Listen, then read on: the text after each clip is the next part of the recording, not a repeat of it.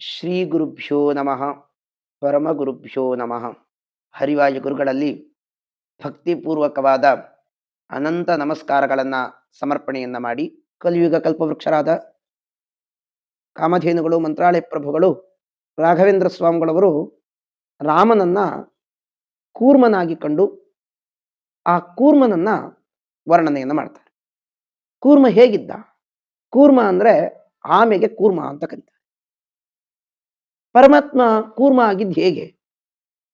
ಅದರ ಉಲ್ಲೇಖಗಳನ್ನ ಮಾಡ್ತಾ ದುರ್ವಾಸರು ಅಂತ ಅವರು ದೇವೇಂದ್ರನಿಗೆ ಶಾಪ ಕೊಡ್ತಾರೆ. ಆ ದೇವೇಂದ್ರನಿಗೆ ಶಾಪ ಕೊಟ್ಟಾಗ ದಾನವರು ದೇವತೆಗಳೆಲ್ಲ ಸೇರ್ಕೊಂಡು ಒಂದು ಸಮುದ್ರ ಮಥನ ಮಾಡ್ತಾರೆ. ಸಮುದ್ರ ಮಥನ ಮಾಡಿದಾಗ ಅನೇಕ ಪದಾರ್ಥಗಳು ಬಂತು. ಆ ಪದಾರ್ಥಗಳಿಂದ ಬಂದಾಗ ಮೊದಲನೇ ಪದಾರ್ಥ ಯಾವುದಂದ್ರೆ ಅದು ಹಾಲಾಹಲ ವಿಷ. ಅದರ ಉಲ್ಲೇಖವನ್ನ ಮಾಡ್ತಾ ದುರ್ವಾಸರು ಒಬ್ಬ ಭಕ್ತನ ಮನೆಗೆ ಹೋಗಿರ್ತಾರೆ. ಭಕ್ತನ ಮನೆಗೆ ಹೋದಾಗ ಅವ್ರಿಗೊಂದು ಏನಾದ್ರೂ ಒಂದು ಗಿಫ್ಟ್ ಕೊಡ್ಬೇಕು, ಬಂದಿರೋ ಅತಿಥಿಗಳಿಗೆ ಗಿಫ್ಟ್ ಕೊಡ್ಬೇಕು ಅಂತ ಸಲುವಾಗಿ ಅವನ ಮನೆಯಲ್ಲಿರ್ತಕ್ಕಂತಹ ಅದ್ಭುತವಾದ ಹೂಮಾಲೆಯನ್ನೇ ಕೊಟ್ಟು ಕಳಿಸ್ಬೇಕು. ಹೂಮಾಲೆ ಎಂಥದ್ದು ಹೂಮಾಲೆ ಅಂತಂದ್ರೆ ಬಾಡದೇ ಇರತಕ್ಕಂತಹ ಹೂಮಾಲೆ. ಅದು ಯಾವ ಕಾರಣಕ್ಕೂ ಬಾಡದೇ ಇರತಕ್ಕಂಥ ಹೂಮಾಲೆಯನ್ನ ದುರ್ವಾಸರಿಗೆ, ಒಬ್ಬ ಪ್ರತಿನಿತ್ಯ ಪೂಜಾ ಕೈಂಕರ್ಯಗಳನ್ನ ಮಾಡತಕ್ಕಂಥ ವ್ಯಕ್ತಿ, ನಮ್ಮ ಮನೆಗೆ ಅಚಲರಾದಂತಹ ಛಲಪ್ರತಿಮೆಯಂತೆ ಇರತಕ್ಕಂತಹ ಜ್ಞಾನಿಗಳು ಬಂದಿದ್ದಾರೆ, ಅವರಿಗೆ ನಾನು ಕೊಡಬೇಕು ಅಂತ ಕೊಟ್ಟಿದ್ದಾನೆ. ಕೊಟ್ಟ ಮೇಲೆ ದುರ್ವಾಸರು ಕೈಯಲ್ಲಿ ಹಿಡ್ಕೊಂಡು ರಾಜಬೀದಿಯಲ್ಲಿ ಬರ್ತಾ ಇದ್ದಾರೆ. ರಾಜಬೀದಿಯಲ್ಲಿ ಬರ್ತಿರ್ಬೇಕಾದ್ರೆ ದೇವೇಂದ್ರನು ಕೂಡ ಐರಾವತದ ಮೇಲೆ ಕುತ್ಕೊಂಡು ತಾನು ಬರ್ತಾ ಇದ್ದಾನೆ. ಐರಾವತದಕ್ಕೆ 5 ತಲೆ. ದೇವೇಂದ್ರನಿಗೆ ಕೊಟ್ರಂತೆ ತಮ್ಮ ಕೈಯಲ್ಲಿರತಕ್ಕಂಥ ಹೂಮಾಲೆಯನ್ನ ಕೆಳಗಿದ್ದವರು ಮೇಲೆ ಕೊಟ್ರಂತೆ. ಇದು ಅದ್ಭುತವಾದ ಹೂಮಾಲೆ ತಗೋದು. ದೇವೇಂದ್ರ ಅನ್ನಂತೆ, ನಾನು ಇಂತಿಂತ ಹೂಮಾಲೆಗಳನ್ನು ಎಷ್ಟು ನೋಡಿಲ್ಲ, ಏನ್ ಕತೆ, ನನ್ಗೆ ಈ ಹೂಮಾಲೆ ಬೇಡ ಅನ್ಕೊಂಡು ಆ ಆನೆಗೆ ಹಾಕದ. ಆನೆಗೆ ಹಾಕಿದ ತಕ್ಷಣ ಆನೆಗೆ ಸಿಟ್ಟು ಬಂತು. ಅಂತೂ ಆನೆ ಹೇಳ್ತಂತೆ, ನಾನು ಮಾಲಾರ್ಪಣೆ ಮಾಡಿ ಗೊತ್ತೇ ಹೊರತು ನಾನ್ ಮಾಡ್ಕೊಂಡು ಗೊತ್ತಿಲ್ಲ. ಆದ್ರಿಂದ ಕಾಲಲ್ಲಿ ಹಾಕಿ ತೊಳಿತು. ಸ್ವದತ್ತ ಮಾಲಾ ಭುವಿಪಾತ ಕೋಪತೋ ದುರ್ವಾಸ ಶಾಪತ ಆಶು ಹಿಶ್ರಿಯ ಶಕ್ರೇ ವಿಹೀನೆ ದಿಜಿತೆ ಪರಾಜಿತೆ ಪುರಾವಯಂ ತ್ವಾ ಶರಣಂಗತ ಸ್ಮಃ. ಆ ಕಾಲದಲ್ಲಿ ತಾನು ಕೊಟ್ಟಿರತಕ್ಕಂತಹ, ದುರ್ವಾಸರು ಕೊಟ್ಟಿರತಕ್ಕಂತಹ ಅದ್ಭುತವಾದ ಹೂಮಾಲೆಯನ್ನ ದೇವೇಂದ್ರ ತಾನೂ ಸ್ವೀಕಾರ ಮಾಡ್ದೇನೆ, ಆನೆಗೆ ಹಾಕಿ ಆನೆನೂ ಸ್ವೀಕಾರ ಮಾಡ್ದೇನೆ ಕಾಲಲ್ಲಿ ಹಾಕಿ ತುಳಿದಿದ ತಕ್ಷಣ ದುರ್ವಾಸರು ಶಾಪ ಕೊಟ್ರು. ದೇವೇಂದ್ರ, ನಿನ್ನಲ್ಲಿ ಸಂಪತ್ತಿದೆ, ಎಲ್ಲ ಇದೆ ಅಂತ ನಿನಗಿಷ್ಟೆಲ್ಲ ಅಹಂಕಾರ ಬಂದಿದೆಯಲ್ಲ, ಈ ಸಂಪತ್ತೆಲ್ಲ ನಾಶ ಆಗ್ಲಿ. ಅಷ್ಟೇ ಅಲ್ಲ, ನೀನು ದಾನವರ ಜೊತೆಗೆ ಯುದ್ಧ ಮಾಡು, ಆ ಯುದ್ಧದಲ್ಲಿ ಸೋಲು ಅಂತ ಎಲ್ಲವನ್ನು ಶಾಪ ಕೊಟ್ಟಿದ್ದಾರೆ. ಅದೇ ರೀತಿಯಾಗಿ ದುರ್ವಾಸರ ಶಾಪ ಇದೆ ಅಂತ ದಾನವರಿಗೆ ಗೊತ್ತಾಗಿದೆ. ಅವರು ಇದ್ದಕ್ಕಿದ್ದಾಗೆ ಸ್ವರ್ಗಲೋಕದ ಮೇಲೆ ಅಟ್ಯಾಕ್ ಮಾಡಿದ್ದಾರೆ. ಅಟ್ಯಾಕ್ ಮಾಡಿದಾಗ ಕೊನೆಗೆ ದೇವೇಂದ್ರ ಸೋಲ್ತಾನೆ. ಸೋತಿದ ತಕ್ಷಣ ನಾವು ಆ ಸ್ವರ್ಗಾಧಿಪತ್ಯವನ್ನ ಬಿಟ್ಟು ಸತ್ಯಲೋಕಕ್ಕೆ ಬರ್ತಾನೆ. ಸತ್ಯಲೋಕದಲ್ಲಿ ಬ್ರಹ್ಮದೇವರ ಹತ್ರ ಕೇಳ್ತಾನೆ. ಬ್ರಹ್ಮದೇವರು ಹೇಳಿದ್ರಂತೆ, ನಂದೇನಿಲ್ಲ, ಅದೆಲ್ಲ ಪರಮಾತ್ಮನದ್ದು, ವೈಕುಂಠಾಧಿಪತಿಯಾದಂತಹ ಪರಮಾತ್ಮನ ಹತ್ರ ನೀನು ಹೋಗಿ ಪ್ರಾರ್ಥನೆ ಮಾಡು ಅಂತಂದಾಗ, ಅವಾಗ ಅಜಿತ ನಾಮಕ ಪರಮಾತ್ಮ ಅನೇಕ ವಿಚಾರಗಳನ್ನ ಹೇಳಿ ಅದೊಂದು ಪುಟ್ಟ ಕಥೆಯನ್ನ ಹೇಳ್ತಾನೆ.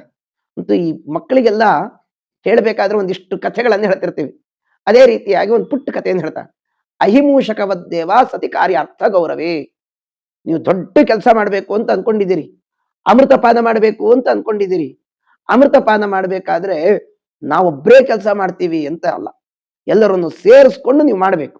ಬಲಿ ಜೊತೆಗೆ ಸಂಧಾನ ಮಾಡ್ಕೊಳ್ರಿ. ಅಲ್ಲ, ನಾವು ಹೆಂಗ್ ಸಂಧಾನ ಮಾಡ್ಲಿಕ್ಕಾಗತ್ತೆ, ನಮ್ಮ ಶತ್ರು ಪಕ್ಷದವನು ಅವನ ಜೊತೆಗೆ ಹೆಂಗ್ ಸಂಧಾನ ಮಾಡ್ಬೇಕು ಅಂತ ಇವತ್ತು ಅನೇಕರು ಮಾತಾಡ್ತಿರ್ತಾರೆ. ಅವನು ನಮ್ಮ ಶತ್ರು ಪಕ್ಷದವರು, ಅವ್ರ ಜೊತೆಗೆ ಹೇಗೆ ಸಂಧಾನ ಮಾಡ್ಕೊಳ್ಳೋದು ಅಂತ. ಅದಕ್ಕೊಂದು ಒಳ್ಳೆ ಉಪಾಯವನ್ನ ದೇವರು ತೋರಿಸ್ಕೊಡ್ತಾನೆ.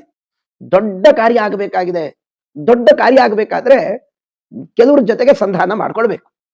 ಮಹತ್ತಾದಂತಹ ಕಾರ್ಯ ಆಗ್ಬೇಕಾದ್ರೆ ಸಂಧಾನ ಮಾಡ್ಕೋಬೇಕು. ಅದು ಹೇಗ್ ಮಾಡ್ಕೋಬೇಕು ಅಂತಂದ್ರೆ ಅದಕ್ಕೊಂದು ಅಹಿಮೂಷಕವದ್ದೇವ ಸತಿ ಕಾರ್ಯಾರ್ಥ ಗೌರವೇ. ಒಂದು ಒಳ್ಳೆ ಹಾವಾಡಿಗ ಇದ್ದ. ಹಾವಾಡಿಗ ತನ್ನ ಬುಟ್ಟಿಯಲ್ಲಿ ಹಾವನ್ನಿಟ್ಟಿದ್ದ. ಹಾವಿಗೆ ಆಹಾರಕ್ಕಾಗಿ ಒಂದು ಇಲಿಯನ್ನ ಹಾಕದಂತೆ. ಇಲಿ ಹಾಕಿದ ತಕ್ಷಣ ಇಲಿಗೂ ಹಾವಿಗೂ ಎರಡು ವೈರ ಪ್ರಾಣಿ, ಎರಡು ಒಂದ್ ಕಡೆ ಒಂದೊಂದು ಸರಿ ಹೋಗಲ್ಲ. ಆದ್ರೆ ಅದು ಆ ಹಾವೇ ಇಲಿ ಹತ್ರ ಮಾತಾಡ್ಲಿಕ್ಕೆ ಪ್ರಾರಂಭ ಮಾಡ್ತದೆ. ಅಲ್ಲ, ದೇವರು ನಿನ್ಗೆ ಅದ್ಭುತವಾದ ವರ ಕೊಟ್ಟಿದ್ದೀನಿ, ನೀನ್ ಏನು ಭಯ ಪಡಬೇಕಾಗಿಲ್ಲ, ನಾನು ನೀನು ಫ್ರೆಂಡ್ಸ್ ಅಂತ ಹೇಳ್ತಂತೆ. ಆ ಇಲಿ ಪುಟ್ಟು ಪ್ರಾಣಿ, ನಾನು ಬಾಯಿ ಒಳಗೆ ಹೋಗಿ ಅಭ್ಯಾಸ ಇದೆ, ಇವತ್ತು ಹಾವು ನನ್ ಜೊತೆಗೆ ಫ್ರೆಂಡ್ಶಿಪ್ ಮಾಡ್ತಾ ಇದೆ, ಏನ್ ಆಶ್ಚರ್ಯ ಅಂತ ಅದಕ್ಕೆ ಸಂತೋಷ ಆಯ್ತು. ಸಂತೋಷ ಆದ ಮೇಲೆ ಆ ಹಾವು ಇಲಿ ಹತ್ರ ಮಾತಾಡ್ಲಿಕ್ಕೆ ಪ್ರಾರಂಭ ಮಾಡ್ತಂತೆ. ಏನಂತಂದ್ರೆ, ನೋಡು ನೀನು ನಾನು ನೀನು ಇಲ್ಲಿ ಸಿಕ್ಕೊಂಡಿದೀವಿ, ಹಾವಾಡಿಗನ ಬುಟ್ಟಿಯಲ್ಲಿ ಸಿಕ್ಕೊಂಡಿದೀವಿ. ನೀನು ಹೊರಗೆ ಹೋಗ್ಬೇಕಾದದ್ದು, ನಾನೂ ಹೊರಗೆ ಹೋಗ್ಬೇಕಾದ. ಆದ್ರೆ ನನ್ನನ್ನ ಬುಟ್ಟಿಯಲ್ಲಿ ಬಂಧನೆ ಮಾಡಿದ್ದಾನೆ, ನನ್ನನ್ನು ತಿನ್ಲಿಕ್ಕಾಗಿ ನಿನ್ನ ಹಣ್ಣು ಹಾಕಿದ್ದಾನೆ. ಆದ್ರೆ ಇಬ್ರದು ಗುರಿ ಹೊರಗೆ ಹೋಗ್ಬೇಕಾದದ್ದು, ಒಂದೇ ಗುರಿ. ಅದೇ ರೀತಿಯಾಗಿ ನೀನು ನಾನು ಒಂದು ಕೆಲಸ ಮಾಡೋಣ. ಹಾಗೆ ಹೇಳ್ತಂತೆ, ನಿನಗೆ ಒಂದು ದೇವರು ಒಳ್ಳೆ ಶಕ್ತಿ ಕೊಟ್ಟಿದ್ದಾನೆ, ಏನನ್ನು ಬೇಕಾದ್ರೂ ರಂಧ್ರ ಮಾಡ್ತೀಯಂತೆ. ಆದ್ರೆ ಈ ಬುಟ್ಟಿಯನ್ನು ರಂಧ್ರ ಮಾಡ್ಲಿಕ್ಕೆ ಏನ್ ಮಾಡ್ಲಿಕ್ಕೆ ಆಗಲ್ಲ ಅಂತಿಲ್ಲ, ನೀನ್ ಮಾಡು. ಅವಾಗ ಇಲ್ಲಿ ಹೇಳ್ತಂತೆ, ನಾನು ಲಿಲ್ಲಿ ಪುಟ್ಟು, ಆದ್ರಿಂದಾಗಿ ನಾನು ಮೇಲ್ ಹತ್ಲಿಕ್ಕೂ ಸಮರ್ಥ ಅಲ್ಲ, ಆದ್ರಿಂದಾಗಿ ನನ್ಗೆ ಸ್ಟೂಲ್ ಇಲ್ಲ, ಏನಿಲ್ಲ ಅಂತಂದಾಗ ಹಾವು ಹೇಳ್ತಂತೆ, ನೀನ್ ಏನ್ ಚಿಂತೆ ಮಾಡಬೇಡ, ನನ್ ಹೆಡೆ ಮೇಲೆ ನಿಂತ್ಕೋ, ನಿನ್ ಮೇಲ್ಗಡೆ ಎಲ್ಲ ರಂಧ್ರ ಮಾಡು, ರಂಧ್ರ ಮಾಡಿ ಇಬ್ರು ಹೋಗೋಣ. ಆಯ್ತು ಅನ್ಕೊಂಡು ಇಲಿ ಒಂಥರ ಖುಷಿ. ಇಲಿ ಯಾವಾಗ್ಲೂ ಹಾವಿನ ಹೊಟ್ಟೆ ಒಳಗೆ ಹೋಗೋ ಅಭ್ಯಾಸ ಇತ್ತೇ ಹೊರತು ಮೇಲ್ ಹತ್ತೆ ಅಭ್ಯಾಸ ಇಲ್ಲ. ಇಲಿಗೆ ಅಂತೈತೆ, ನನ್ ಎಂಥ ಪುಣ್ಯಶಾಲಿ, ನನ್ಗೆ ಎಂಥ ಫ್ರೆಂಡ್ ಸಿಕ್ಬಿಡಿದಾನೆ ಅಂತ ಮೇಲ್ ತನ್ನ ಹೆಡೆ ಬಿಚ್ಚಿತು, ತಾನು ಬಿಚ್ಚಿಕೊಂಡು ನಿಂತ್ಕೊಂಡ ಮೇಲೆ ಇಲಿ ಆ ಮೇಲಿಂದ ಎಲ್ಲ ರಂಧ್ರ ಕೊರಿದ ಮೇಲೆ ಹಾವು ಹೇಳ್ತಂತೆ, ಕೆಳಗಿಳಿತಂತೆ ಇಲಿ. ಇಳಿದ ತಕ್ಷಣ ನನ್ ಕೆಲ್ಸ ಆಯ್ತು, ನೀನು ಹಿಂಗ್ ಹೋಗ್ತೀನಿ, ನೀನ್ ತಿಂದೆ ನಾನು ಹೊರಗೆ ಹೋಗ್ತೀನಿ ಅಂದ್ಕೊಂಡು ಹಾವು ಇಲಿಯನ್ನೂ ಕೂಡ ತಿಂದು ತಾನು ಹೊರಗೋಯ್ತು. ಈ ಕಥೆಯನ್ನ ಅಚಿತನಾಮಕ ಪರಮಾತ್ಮ ಹೇಳ್ಕೊಡ್ತಾನೆ. ಅಲ್ಲ, ದೇವರು ಮಾಡಿದ್ದು ಪಾರ್ಶಾಲಿಟಿ ಅಲ್ವಾ? ದೇವ್ರಿಗೆ ಏನು ಅಭಿಪ್ರಾಯ ಅಂತಂದ್ರೆ, ಅದರ ಅಭಿಪ್ರಾಯ ಏನು ಅಂತಂದ್ರೆ ಇಷ್ಟೇ, ಯಾರು ದೇವರ ಭಕ್ತರು, ದೈವವನ್ನ ನಂಬಿರ್ತಾರೆ, ಅವರಿಗೆ ದೇವರು ಎಂದೂ ಕೂಡ ಅವರಿಗೆ ವಂಚನೆಯನ್ನ ಮಾಡಲ್ಲ. ಅನೇಕ ತರದ ಕಷ್ಟಗಳ ಬಂದ್ರೂ ಕೂಡ ಅವನ ರಕ್ಷಣೆ ಮಾಡೇ ಮಾಡ್ತಾನೆ ಎಂಬುದನ್ನ ತೋರಿಸುವ ಒಂದು ಅದ್ಭುತವಾದ ಉದ್ದೇಶದಿಂದ ಈ ಕಥೆಯನ್ನ ಹೇಳ್ತಾ, ಅಹಿಮೂಷಕವದ್ದೇವ ಸತಿ ಕಾರ್ಯಾರ್ಥ ಗೌರವೇ. ಅದೇ ರೀತಿಯಾಗಿ ಬಲಿ ಜೊತೆಗೆ ಸಂಧಾನ ಮಾಡ್ಕೊಳ್ಳಿ. ಸಂಧಾನ ಮಾಡಿದ್ದಷ್ಟೇ ಅಲ್ಲ, ನೀವು ಮಂದರ ಪರ್ವತ ತರಬೇಕು. ಅದು ಹೈಮವಾದ ಪರ್ವತ, 100 ಯೋಜನೆಯಷ್ಟು ಬಂಗಾರಮಯವಾದ ಪರ್ವತ ಅದು ಮಂದರ ಪರ್ವತ.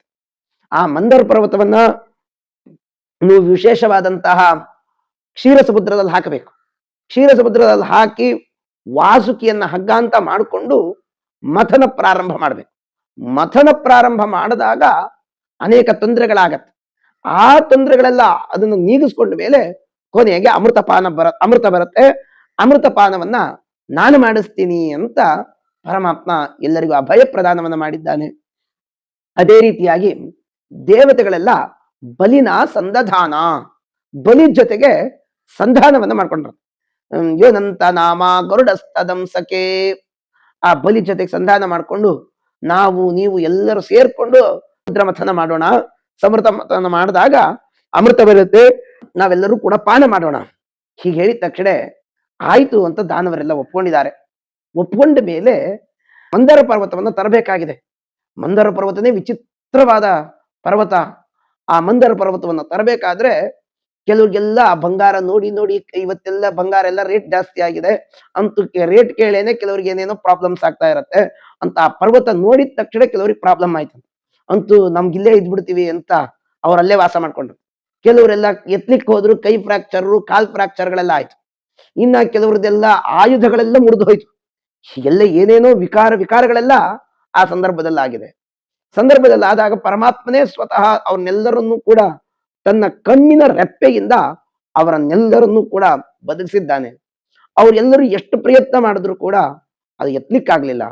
ಕೊನೆಗೆ ಪರಮಾತ್ಮನೇನೆ ಅನಂತ ಎಂಬ ಗರುಡನ ಮೇಲೆ ಆ ಮಂದಾರ ಪರ್ವತವನ್ನು ಇಟ್ಟು ಅದನ್ನ ಸಮುದ್ರದಲ್ಲಿ ಹಾಕಿಸಿ, ಆ ಸಮುದ್ರದಲ್ಲಿ ಹಾಕಿಸಿ ಔಷಧಿಗಳು ಅಂತ ಕರೀತಾರೆ, ಔಷಧಿಗಳನ್ನು ಹಾಕಿ ಆ ವಾಸುಕಿಯನ್ನು ಹಗ್ಗ ಅಂತ ಮಾಡಿಕೊಂಡು ಮಥನ ಪ್ರಾರಂಭ ಆಗಿದೆ. ಆ ಮಥನ ಪ್ರಾರಂಭ ಆದಾಗ ಅದು ಕೆಳಗೆ ವಿಚಿತ್ರವಾದಂತಹ ಕೆಳ ಪುಟಿಲಿಕ್ಕೆ ಪ್ರಾರಂಭ ಆಯ್ತದೆ. ಸಮುದ್ರದಲ್ಲಿ ಏನ್ ಆಳ ಇರುತ್ತೆ ಏನು ಅಂತ ಗೊತ್ತಿಲ್ಲ, ಆದ್ರೆ ಕೆಳಗೆ ಹೋಗ್ಲಿಕ್ಕೆ ಪ್ರಾರಂಭ ಆಗಿದೆ. ಕೆಳಗೆ ಹೋಗ್ಬೇಕಾದ್ರೆ ಅವಾಗ ದೇವತೆಗಳೆಲ್ಲ ಪ್ರಾರ್ಥನೆ ಮಾಡಿದ್ರಂತೆ, ಮಂದರ ಪರ್ವತವನ್ನೇ ಕೆಳಗೆ ಹೋಗ್ತಾ ಇದೆ, ಕಡಗೋದೇ ಕೆಳಗೆ ಹೋಗ್ತಾ ಇದೆ, ಏನ್ ಮಾಡ್ಬೇಕು? ಆಗ ಇದ್ದಕ್ಕಿದ್ದಾಗೆ ಒಂದು ಆಮೆ ಆದ್ನಂತೆ. ಪರಮಾತ್ಮನೇ ಸ್ವಯಂ ಆಮೆ ಆದ. ಆಮೆಯ ರೂಪದಲ್ಲಿ ಪರಮಾತ್ಮ ಕಂಡ ಮೇಲೆ ಆ ಮಂದರ ಪರ್ವತವನ್ನ ತಾನು ಹೊತ್ತದಂತೆ. ಅದು ಹೇಗಿತ್ತು ಅಂತಂದ್ರೆ ಭಾಗವತ ಹೇಳತ್ತೆ, ಮೀನಿಂಗ ಕಂಡೂಯನ ಅಪ್ರಮೇಯ. ಒಳ್ಳೆ ಕಜ್ಜಿ ಆದಾಗ ತುರುಸ್ಕೋಬೇಕು ಅನ್ಸತ್ತೆ, ಅಂತೂ ಖುಷಿ ಆಗತ್ತೆ. ಆದ್ರೆ ಪರಮಾತ್ಮ ಆ ಮಂದರ ಪರ್ವತವನ್ನು ಹೊತ್ತಿದ್ ಹೇಗಿತ್ತು ಅಂತಂದ್ರೆ ಲೀಲಾಜಾಲವಾಗಿ ಹೊತ್ತಿದ್ನಂತೆ.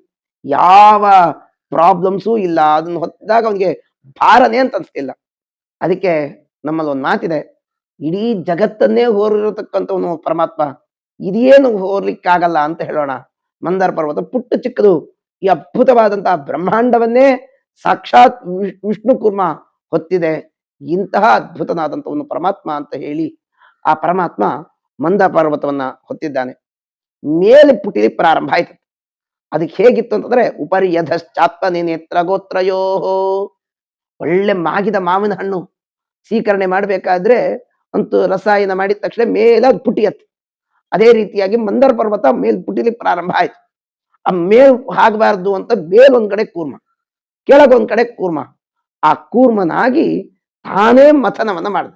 ದೇವತೆಗಳಲ್ಲಿ ಅವರವರ ಹೆಸರಿಂದ ಅವರವರ ಒಳಗೆ ಅವರವರಿಗೆ ಶಕ್ತಿಯನ್ನು ಪ್ರೇರಣೆಯನ್ನ ಮಾಡುತ್ತಾ, ಅವರ ರೂಪದಿಂದ ಅದೇ ರೀತಿಯಾಗಿ ದಾನವರಲ್ಲೂ ತಾನೇ ಒಳಗೆ ನಿಂತು ಪ್ರೇರಣೆಯನ್ನ ಮಾಡ್ತಾ, ಅವರವರ ಹೆಸರಿಂದ ಅವರವರ ಆಯುಧಗಳಿಂದ ತಾನೇ ಸ್ವಯಂ ನಿರ್ಮಮಂಥ ಆ ಮಥನವನ್ನ ಪ್ರಾರಂಭ ಮಾಡಿದ್ದಾನೆ.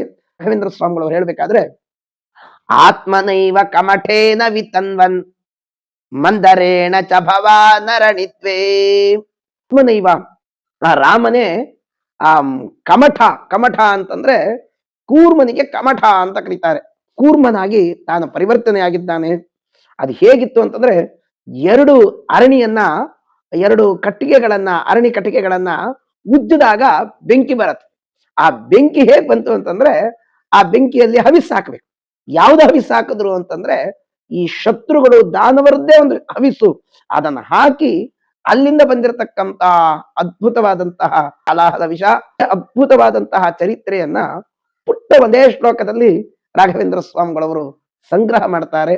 ಆತ್ಮನೈವ ಕಮಠೇನ ವಿತನ್ವನ್ ಮಂದರೇಣ ಚ ಭವಾ ನರಣಿದ್ವೇ ಮಂಥತೋ ಕೃತ ಹಲಾಹಲವನ್ಹಿಂ ಹೋತೋ ವಿಂದ್ರ ರಿಪುವೃಂದ ಹವೀಂಷಿ.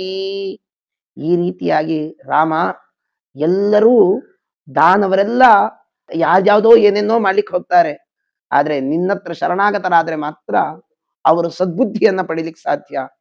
ಅವರು ಕೂಡ ಸದ್ಬುದ್ಧಿಯನ್ನು ಪಡಿಬೇಕು ಆದ್ರೆ ನಿನ್ನ ಪಾದಾರವಿಂದಗಳನ್ನ ನಂಬಬೇಕಾದದ್ದು.